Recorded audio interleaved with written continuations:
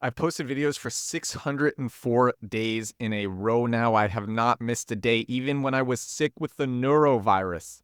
So sick. It's a super bad stomach virus. I was in Barcelona visiting my ex-girlfriend.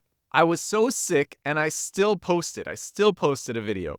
Haven't missed a day of posting videos. Haven't missed a day of posting podcasts. This is 357 days in a row doing this podcast. And so on this episode of The Edward Show, I'm going to talk about some of the ways that I get ideas for content. Because I was just asked in one of my podcasts. This is a shout out to Renaissance Man. He said, I'm a first-time builder working on an audio transcription and summarization app. Any inputs on how I can generate content ideas during and after building? And it seems like these days, there's no shortage of things that I want to talk about and make videos about. So I'm going to share some of the ways that I get ideas from my videos. First of all, what motivates me? This is something that I've been wanting to talk about. I believe it was back in 2015. This guy, his name is Casey Neistat. I actually see him all the time here in New York. He pretty much pioneered daily vlogging. He was the first one to do daily vlogging and do it really consistently and get popular doing it. And he put so much work into these daily video blogs, and he did it all himself. He shot himself, he edited himself, he starred in all the video blogs, and he did this for 3 years. And I think he only missed one day, but he did it for 3 years. And he would make videos about how much crazy work it was and how little sleep he was getting, and how his wife would go to bed and his kids would go to bed and he'd be in a closet editing just so he could get out his vlog for the day. And it was so hardcore and didn't get results. Casey Neistat, you might have heard of him. He's super famous now. He started getting recognized all over New York City. He can't go anywhere now without people going, hey, Casey. Like, he can't go anywhere now. He's that big. He made many millions of dollars, and his app, which is why he started daily vlogging to promote his app, which is actually why I started making my videos to promote one of my apps. And he got so big that CNN acquired the app just for him, just to have his brand. And the journey, watching his journey for 3 years was something that inspired me and lots of other people. Lots of other people felt so motivated by watching Casey be consistent with these vlogs. And they were great vlogs too. Very few people who were trying vlogging were putting in the amount of work and expertise into his videos because he was a filmmaker before this. And I derived tremendous motivation from that. Something else that I get motivation from, it's me being able to share my ideas. Something changed in my content when I started using Descript. I talk about this tool all the time on the show. I have no affiliation with Descript. I wish they had an affiliate program. It became so much easier for me to share my expertise, my discoveries, my thoughts, everything when I started using Descript. Because Descript, it uses AI to remove all the gaps between words. So if you have long pauses, those are removed. It uses AI to remove retakes. So you can say the same thing over and over and over again, and then it will only use your best take. And then you edit in the transcript instead of the timeline. It's like editing a Word document. Editing is much easier. And what happened was it just became so easy for me to make videos that the separation between my idea and putting that to life became very thin. There was very little separation. And I could just have an idea and 20 minutes later, the video would be done. That's not the case for everything. Some videos I put more work into. But if there was an idea that I just wanted to execute really fast, for example, when I was returning back to New York from Europe, I had an hour wait in the airport. I put out 2 videos in that time.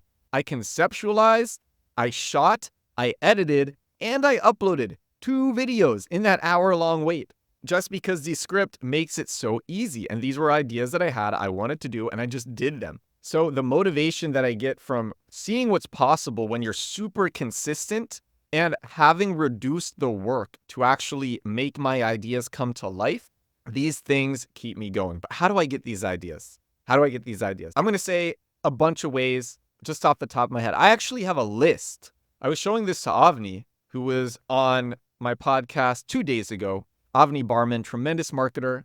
She has a huge following herself. And I was showing her, I use the Microsoft to-do list to write down ideas for videos that I have. Because I'm constantly coming up with ideas, and I put out 1 to 3, sometimes more videos every day. But then, especially when I get going, I always have more ideas. I'm always hit with more inspiration. Once you start doing something, it's easier to do it more. And so I get more inspiration, the more that I actually produce. So I use the Microsoft To-Do List app. Why Microsoft To-Do List?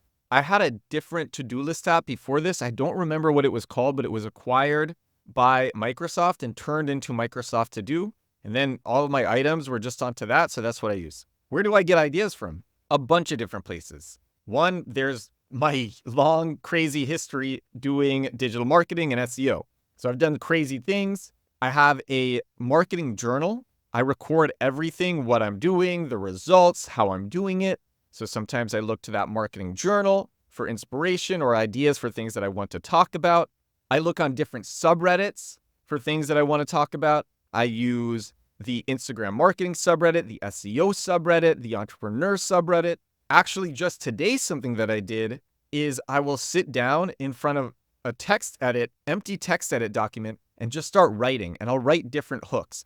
A hook is what comes at the beginning of a piece of content that hooks people in to engage with the rest of the content, to read the rest of the content, to watch the rest of the video, to listen to the rest of the podcast. And I will sit down and just write beginning sentences for videos. And then oftentimes I'll write down a sentence that I really like, and then the rest of the script will write itself. And maybe I'll start with just some topics. For example, SEO, or growing on X, or growing on Instagram. And for 20 minutes, I will just free-form write different hooks. And as I said before, the more I write hooks, the better my hooks become. My brain opens up to thinking of better content. This is a strategy that I really love, and I do it often. Something else that I do, I use Tweet Hunter. It's a Chrome extension. I use it on Twitter X, and I look at accounts' most popular tweets. You want to look for tweets that have a way higher view count than the number of followers that the poster has, because that means the tweet went viral. So you want to look for viral tweets. And if a tweet is good enough, and I've admitted to this before, I will just read it on a video. Maybe I'll share who said it. Maybe I won't. In the description, I will share who said it though. And that is a great way for finding good content. Something that I have found is that if a tweet goes viral and you read it on a video, that video will go viral as well. You can look for tweets in your niche that perform really well and make videos with those and then adapt it to your brand to promote your brand. Back actually to the text edit strategy where I just freeform write different hooks. You can make the topics, because I said I put different topics to freeform write hooks on, you can make topics around what your brand is. For example, my friend Alan, he has an AI language learning startup. I told him to make videos about why learning a language is good and problems with Duolingo, and then use that to promote his startup Loon. And so if you are Alan, you would sit at your laptop and in an empty text file, write different hooks around why learning a language is good and problems with Duolingo. Examples might be, nobody knows this about Duolingo. Duolingo crashed when they did this. Everyone is so angry at Duolingo for this. I just had the craziest experience learning Italian. I never thought this would happen to me when I learned Italian. Italians will never admit this, but I just discovered this studying their language. This is me brainstorming hooks right now, similar to how I would do it if I was sitting in front of a text file. And then once you have the hook, you just write the rest of the subject matter, and then you adapt it to promote your brand. Something else that happens when you make enough content, people engage with you and they ask you questions, and that provides you topics for more content, just like this podcast. I actually today, I'm like, what should I make this podcast about? And then I said, you know what? Let me look at questions that people ask me. And I just started scrolling through YouTube. I see this question from Renaissance Man. Thank you, Renaissance Man. I said, all right, there's my subject matter for today's podcast. I have email newsletters that I look to for subject matter. And I want to stress anything that I see that I think will make a good topic for videos or newsletters or podcasts. I have different lists in my to-do list app for each medium. And I'm pretty diligent about writing down good ideas. And it is not uncommon that I won't know what I'm going to make content about on a day. I will look at my app. I will make the content in an hour or less, and then it will go viral because it was just a good idea that I had down in my to-do list app. An example, did you know why Lexus is named Lexus? There's a crazy theory behind this, and that is because Toyota was seen as reliable and durable, but not luxurious. And Toyota wanted a luxury brand to export to the United States. But they couldn't do Toyota. They needed a new brand. They had a brand problem. Toyota wasn't seen as luxury, and it was going to be hard to have Toyota seen as both everyday, but also as luxury. So what did they do? They invented a new brand, and what did they call it? They called it Lexus. L for luxury, X for exports, US for to the United States. Lexus. So I saw this theory on Instagram from somebody else who was saying it. I wrote it down in my to-do list app to say another time. And then I think a week or two later, I'm like, oh gosh, what should I make a video about today? Oh yeah, I saw this video. Let me do it on that. I write the script, I record it, I put in images using Descript, and then the video has gotten like 6 or 7 or 8 million views since then. The idea was just sitting there in my to-do list app. The thing is, there are so many ideas that we are being hit with every day. And they're just there, and we miss a lot of them.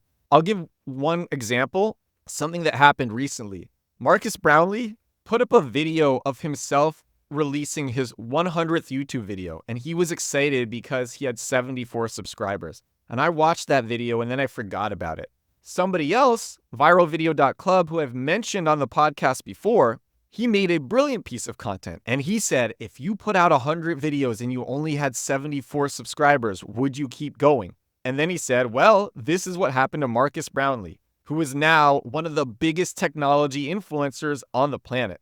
And I could have made that content too. And it was right there, and I just ignored it. I didn't see the opportunity. But my point is, there are crazy opportunities for amazing subject matter everywhere we look. And so these are some of the ways that I pull this subject matter out from the ether, that I pull this subject matter from the air, that it just comes out, and then I turn it into content. And so if you want to do content marketing, I hope this episode is helpful to you. I'll end it with this. I originally learned this from Mr. Beast, and then I learned it from making tons of videos. I think I've put out over 1,200 now, and newsletters and podcasts. And Mr. Beast said you can put the same amount of time, money, and effort into a video, but if you spend a little bit more time or effort on ideation, the video with the better idea will perform hundreds of times or thousands of times better than the video with the worst subject matter. And there is always incredible subject matter out there.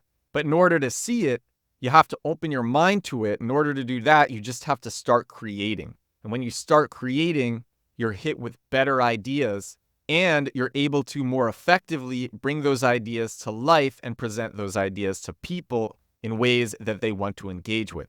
So that's how I do what I do. That's how I get my ideas. That's how I get my subject matter. I hope this is helpful. This is episode 357 of The Edward Show. This is my daily digital marketing podcast. I do this thing every day for you all, and I'm so grateful to do it. Thank you so much for watching. Thank you so much for listening. I will talk to you again tomorrow. Bye now.